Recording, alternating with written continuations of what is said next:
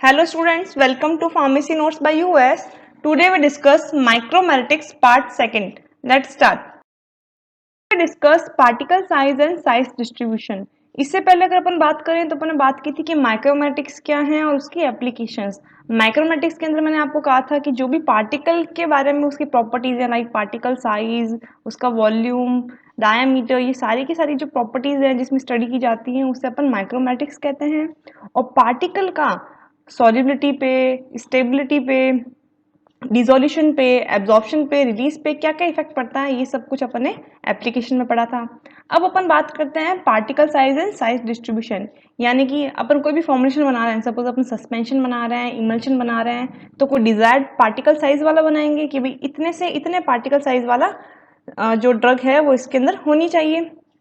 But क्या वो particle size उसके अंदर हैं, उसको ऑप्टिमाइज करने के लिए अपने को उसके इवोल्यूशन करने पड़ते हैं। और इवोल्यूशन के अंदर अपने को पार्टिकल का साइज देखना पड़ता है कि पार्टिकल साइज किस रेंज में अवेलेबल है और किस किस रेंज में कितने कितने पार्टिकल हैं जो कि डिस्ट्रीब्यूटेड हैं। अगर अपन डोजेस फॉर्म की बात करें, पाउडर को अगर मैं ये कहूँ तो पाउडर को अपन दो तरीके से बता सकते हैं कि या तो पाउडर है जो पोलर डिस्पर्स होगा या फिर होमो डिस्पर्स होगा, यानी कि सेम तरीके के पार्टिकल होंगे या फिर डिफरेंट तरीके के पार्टिकल हैं। सेम तरीके के पार्टिकल हैं तो ऑब्वियस है जो इन्वेस्टिगेशन है वो काफ़ी इजी हो जाएगा। बट जब पोलर डिस्पर्स्ड है सिंपल, तो अपने को उसको एनालाइज करना पड़ेगा। क्यों?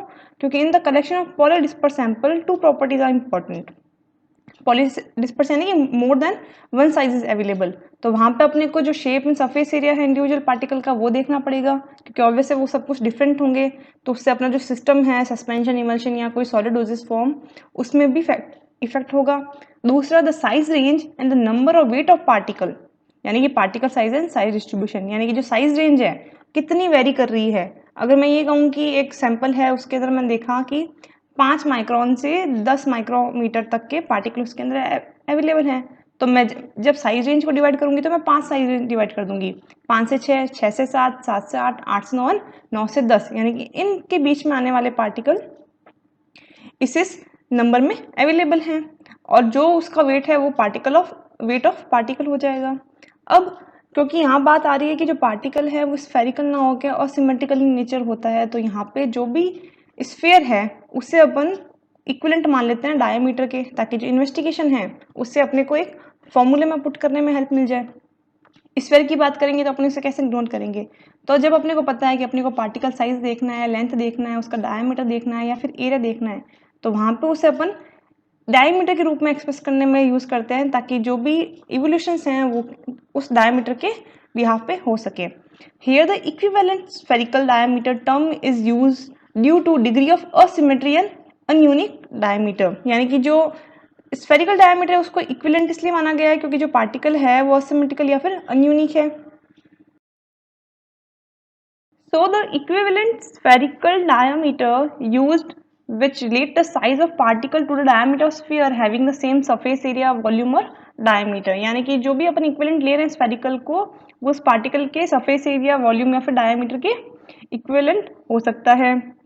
अब अगर बात करें कि भाई इन सबको अपन अलग अलग डेफिनेशन से भी बात करते हैं कि भाई अपन इसको किस तरीके से डिफाइन करेंगे, तो यहाँ कुछ डेफिनेशंस हैं। देखिए, सरफेस डायमीटर उसे अपन ds से डिनोट करते हैं। तो it is the diameter of a sphere having the same surface area as that of a symmetrical particle, यानी कि जो स्फीयर का जो भी डायमीटर है have the same surface area as the asymmetrical particle की जैसा होगा। यहाँ पे सरफेस एरिया की बात आ रही है, यानी कि ऑब्वियसली यहाँ पे 3 डायमेंशन स्ट्रक्चर की बात कर रहे हैं। फिर अब वॉल्यूम डायमीटर, इसे अपन dv से डिनोट करते हैं। It is the diameter of a sphere having same volume as that of asymmetrical particle, यानी कि जो असिमेट्रिकल पार्टिकल है उसके वैसा का वैसा जो वॉल्यूम है वो डिनोट करेगा। फिर है projected diameter, it is denoted by dp। It is the diameter of a sphere having the same area of the asymmetrical particle as observed under a microscope, यानी कि ये वो डायमीटर है असिमेट्रिकल पार्टिकल का जो कि माइक्रोस्कोप के अंदर ऑब्जर्व किया जाता है। अब यहाँ पे गौर से देखो तो यहाँ पे सिर्फ एरिया और सरफेस डायमीटर में सरफेस एरिया, यानी कि सरफेस डायमीटर जो 3D स्ट्रक्चर की बात कर रहा है, वाइल जो प्रोजेक्टेड डायमीटर है वो केवल एरिया स्क्वायर की बात कर रहा है, यानी कि 2D स्ट्रक्चर की बात कर रहे हैं। फिर बात करते हैं अपन स्टोक्स डायमीटर। स्टोक्स की इसे अपन DST से डिनोट करेंगे।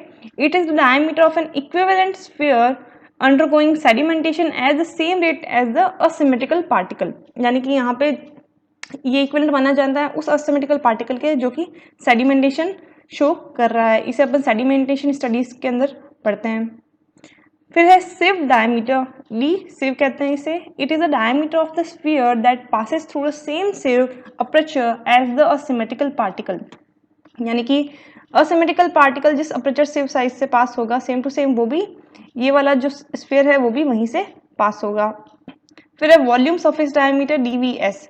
It is the diameter of a sphere that has the same volume to the surface area ratio as the asymmetrical particle, यानी कि जो डायमीटर ऑफ स्फीयर है वो same volume to the surface area ratio होगा जैसा का जैसा asymmetrical particle का है।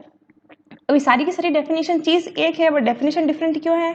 क्योंकि जो आपका इवोल्यूशन है वो सब जगह अलग अलग हो रहा है। अब पार्टिकल तो सबका एक ही है, जो पार्टिकल है वो तो वैसा का वैसा रहेगा, साइज है वो वैसा का वैसा रहेगा, बट इवोल्यूशन क्या है? लाइक सेडिमेंटेशन है, यानी कि पार्टिकल नीचे की तरफ सेडिमेंट हो रहे हैं, वहां पे अपने को उस पार्टिकल को ऑब्जर्व करना है। वहां पे अपने को पता है कि थ्योरी वहां पे क्या आएगी, ग्रेविटी। जो बड़ा पार्टिकल है वो नीचे जल्दी सेटल होगा, जो छोटा पार्टिकल है वो नीचे लेट सेटल होगा।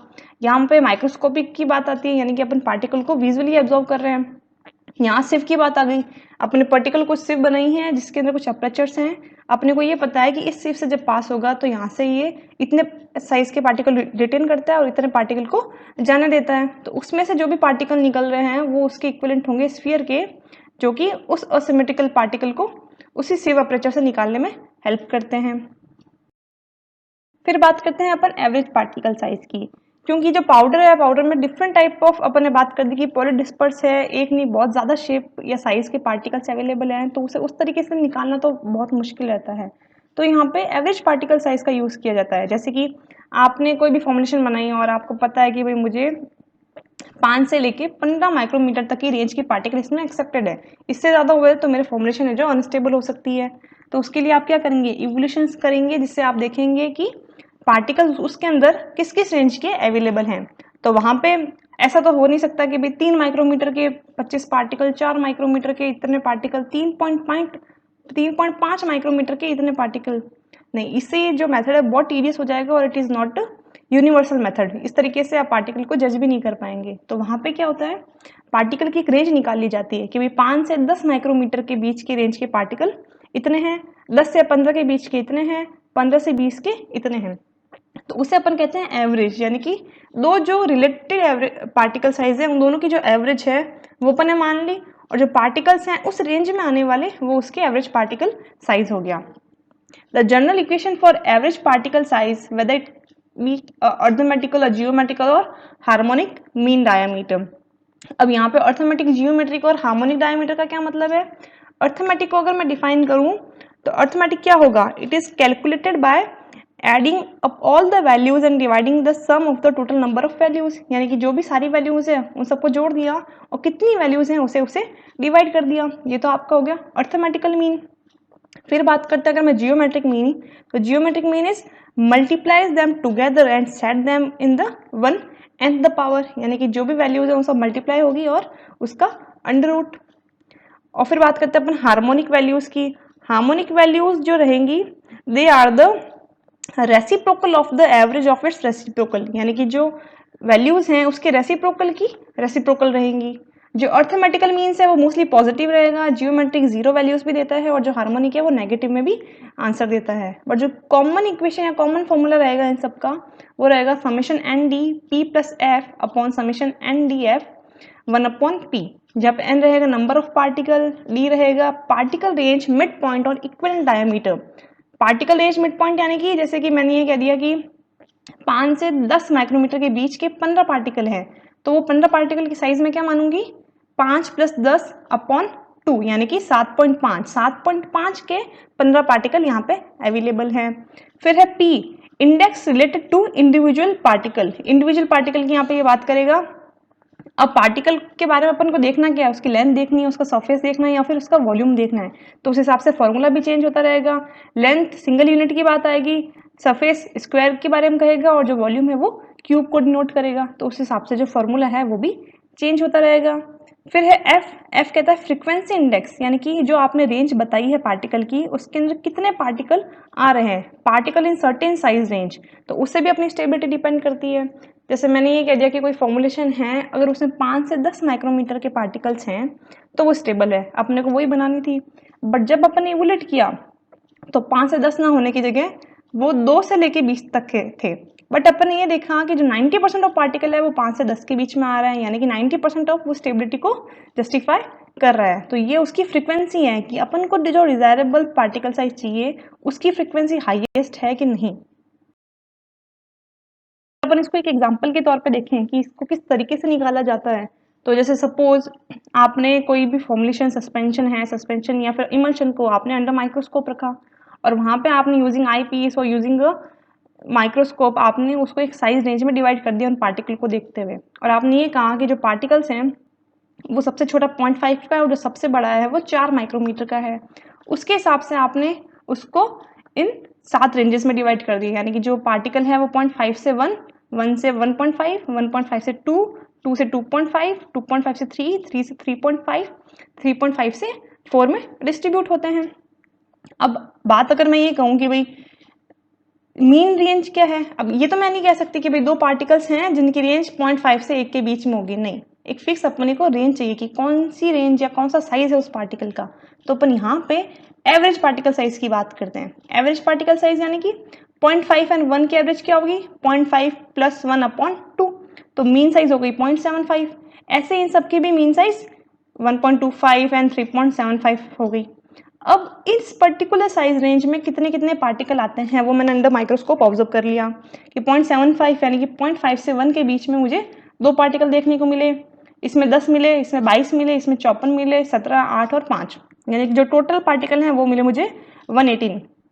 इसे मैंने कह दिया n, नंबर ऑफ पार्टिकल। अब बात करते हैं एन डी की। एन डी यानी कि कितनी रेंज है, n into D, number of particle into the size range. 2 into 7.5 is 1.5। अब ये सब क्यों जरूरी है, ये तब जरूरी है जब अपन बात कर रहे हैं फॉर्मूले की कि मुझे वहाँ लेंथ निकालनी है, वहाँ सरफेस एरिया निकालना है, वॉल्यूम निकालनी है या फिर वेट ऑफ पार्टिकल निकालना है। तो जो भी अपने को निकालना है उस हिसाब से अपन यहाँ पे इक्वेशन को सॉल्व करके रख लिया, कैलकुलेट करके रख लिया। अब फॉर्मुलेशन में जैसे पुट करेंगे अपने पास उसकी रेंज निकल जाएगी।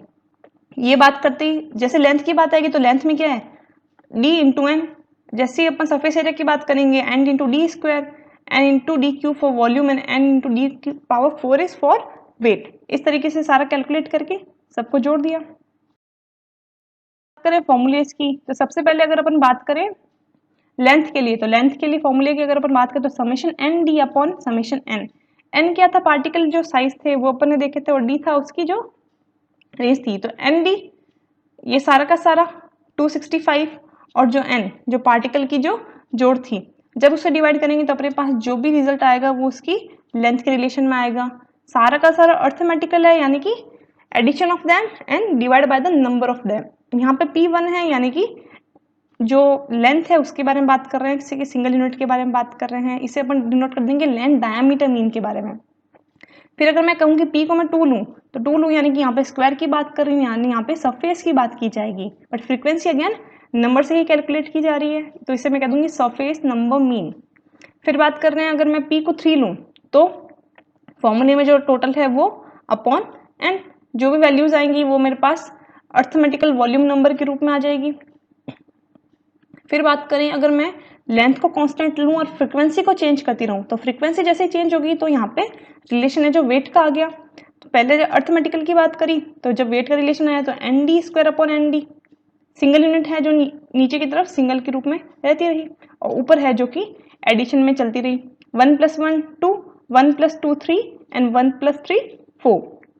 यहाँ पे जो भी साइज पैरामीटर थे वो तीनों के लेंथ के रूप में रहे, और जो फ्रीक्वेंसीज है वो चेंज हो गई लेंथ, सरफेस एंड वेट। तो इसे अपन ने कह दिया सरफेस लेंथ और length weighted mean, volume surface और surface weighted mean, and weight moment और वॉल्यूम वेटेड मीन। इसके अंदर जब भी बात की जाती है तो अपन एक फ्रीक्वेंसी ग्राफ क्रिएट करते हैं, मोस्टली जो एक सिग्मॉइड शेप का देखने को अपने को मिलता है या फिर बेल टाइप में देखने को मिलता है। उससे अपने को ये पता चलता है जो हाईएस्ट नंबर ऑफ पार्टिकल है किस रेंज में अवेलेबल है और जो लीस्ट है वो किस रेंज में अवेलेबल है। इन सब ग्राफ के बारे में या इन सब को डिटेल के बारे में अपन नेक्स्ट जो प्रेजेंटेशन है उसके अंदर समझेंगे। I hope you understand and enjoy the video. Please like, share and subscribe. Thank you.